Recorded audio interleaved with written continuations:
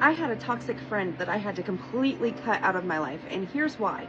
So when I was like 16, I met this girl, I'm gonna call her Ray, and we became fast friends. It was like we had been friends our whole life, you know, it was one of those connections. But there were a lot of red flags, which back then there weren't red flags, there weren't toxic traits, it was just Ray is a flaky bitch. So I lived in this apartment complex and there were like, I wanna say like 47 or 48 units. There were not a lot of people my age. So anyway, Ray was extremely flaky.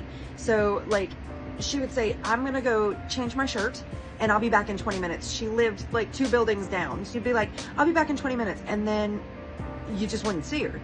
She wouldn't come back. You know? And then like, I'd say to her, Ray, are you coming back this time? Because my mom is cooking dinner and you know, we need to make sure that we have enough. Are you coming back? And she'd be like, yes, I'm absolutely coming back. I'll be back in 2 minutes. I just got to go tell my grandma where I'm at. And then she wouldn't come back. Not for an hour, not for 3 hours, not for 4 days. She just wouldn't come back. And when she'd come back, it would always be an excuse. Oh, well, such and such stopped by. And so I decided to go and do this. And I was like, we live 2 buildings away. You couldn't just come and tell me so that I'm not like sitting around waiting for you. We didn't have cell phones. We couldn't just like, I couldn't just call her and say, hey, where are you? And we didn't really have like social media on the internet. MySpace was out there, but I personally couldn't use the computer at night until my dad went to bed, which was sometimes like 11, 12, 1 o'clock in the morning. So it wasn't, it wasn't instant communication the way it is now. Ray was also a one-upper. So if you don't know what a one-upper is, it's like, if I stub my toe, you know, you've broken 4 of your fingers. That's a one-upper. When I got into a car accident and got T-boned at 19, I think I was 19. It was either 19 or 20, but anyway, when that happened, she had fallen off of the roof somehow and broke her leg.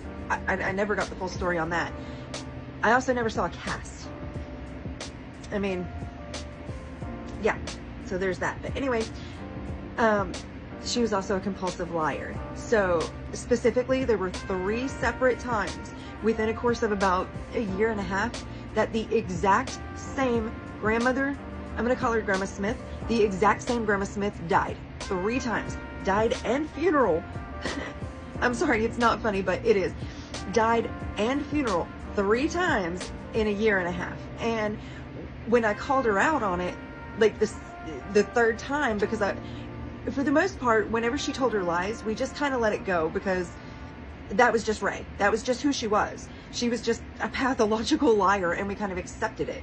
You know, stupid. I should have cut her out a long time before, but lesson learned. Anyway, so like the exact same grandmother 3 times in 1 year. No, about a year and a half, maybe a year and 9 months passed away. And when I called her out on it, she was like, oh no, you must not have heard me right. It was a different grandma. Oh, that person was like my grandma, but wasn't my grandma.